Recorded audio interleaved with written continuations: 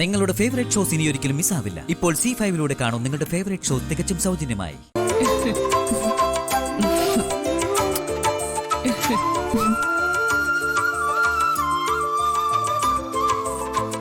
ആ രാക്ഷസൻ നിന്നെ അയക്കാൻ തയ്യാറാവുന്ന ഞാൻ കരുതിയതേ ഇല്ല മോളെ. അയക്കൂലായിരുന്നമ്മേ. ശാലിനിയുടെ ഇടപെടല എല്ലാം സാധിച്ചെടുത്തത്.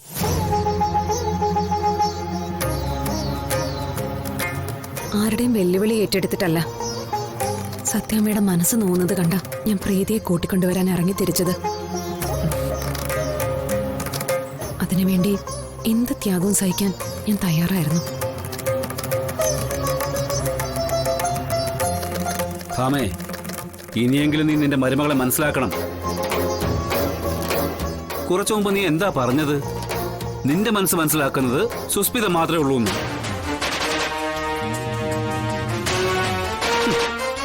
എന്ത് പുണ്യ ഇവൾ നിനക്ക് വേണ്ടി ചെയ്തിട്ടുള്ളത്? അല്ല ആന്റി, ഇതിൽ എനിക്ക് സംശയമുണ്ട്. സംശയം? എന്ത് സംശയം? പ്രീതി തന്നെയല്ലേ നിന്റെ കൺമുന്നിൽ നിൽക്കുന്നത്, പിന്നെന്താ? അങ്ങനല്ല. വസുമതി ആന്റിയുടെ അടുത്ത് എന്തെങ്കിലും നുണ പറഞ്ഞിട്ട് പ്രീതിയെ കൂട്ടിക്കൊണ്ടുവരാലോ. ഹോസ്പിറ്റൽ ചെക്കപ്പിനെന്നൊക്കെ പറഞ്ഞ വസുമതി ആന്റി പ്രീതിയെ ശാലിനിയുടെ കൂടെ അയക്കും.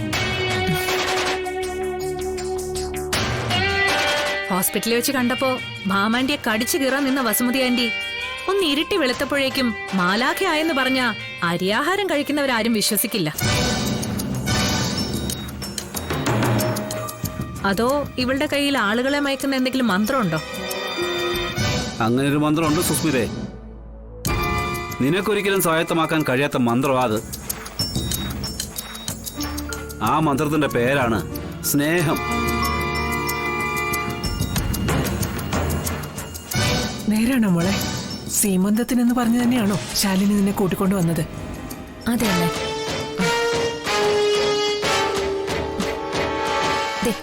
എന്റെ വയറ്റിലെ കുഞ്ഞാണ് സത്യം. സീമന്തത്തിനാണെന്ന് പറഞ്ഞു തന്നെയാ ശാലിനി എന്നെ കൂട്ടിക്കൊണ്ടുവന്നത്. അയ്യോ മോളെ, കുഞ്ഞിന്റെ മേലൊന്നും സത്യം ചെയ്യാതെ അമ്മയ്ക്ക് വിശ്വാസമായി.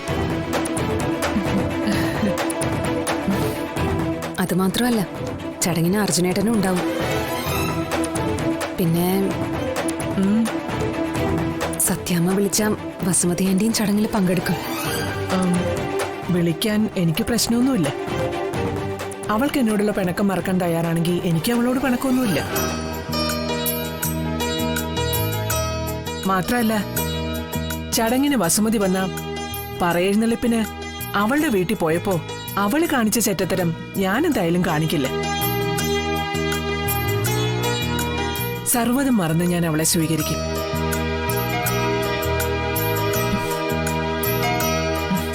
എത്രയായാലും എന്റെ പ്രീതിയുടെ മറ്റൊരമ്മയല്ലേ അവള്. അമ്മേ,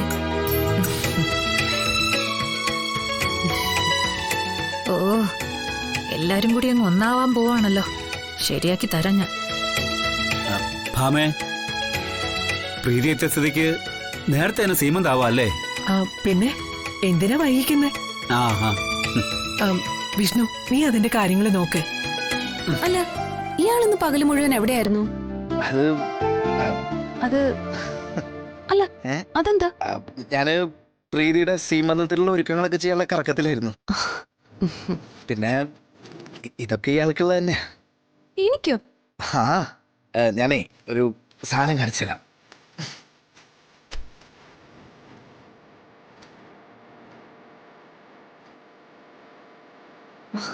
പിടിക്ക്. ഗിഫ്റ്റോ? എന്തിനാ ഇപ്പൊ ഇത്? ഇയാൾ IAS ഒക്കെ പോലത്തെ വലിയ പരീക്ഷ പാസ്സായതല്ലേ, അപ്പൊ ഒരു ഗിഫ്റ്റ് ഇരിക്കട്ടെ. അതിന് ഇയാൾ എനിക്ക് കൺഗ്രാറ്റ്സ് പറഞ്ഞല്ലോ. എന്നെ എടുത്തു പൊക്കി എല്ലാവരുടെ മുമ്പിൽ എന്നെ നാണം കെടുത്തുകയും ചെയ്തു. പിടിക്ക്.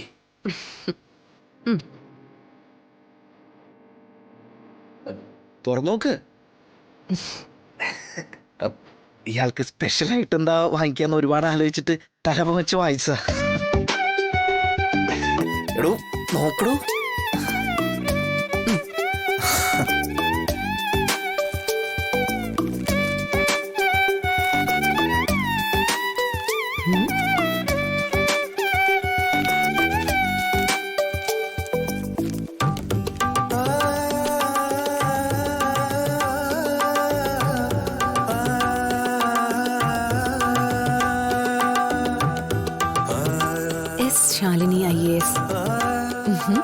കൊള്ളാലോ.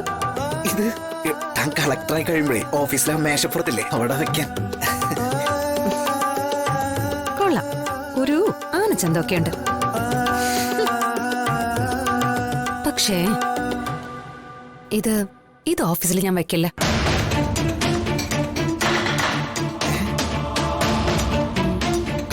അതെ, ഞാനിപ്പോ വരാം.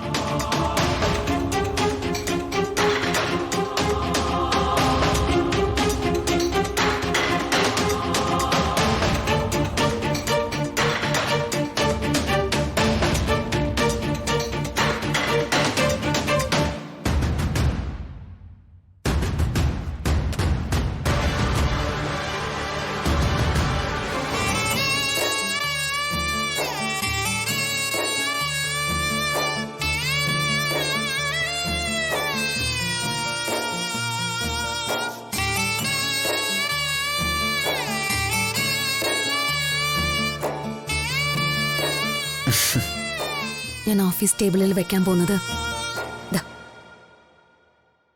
ഈ ബോർഡാ.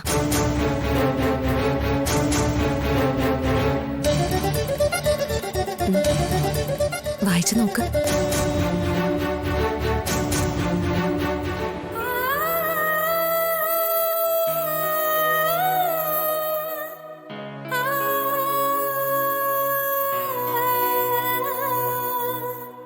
ശാലിനി വിഷ്ണു IAS.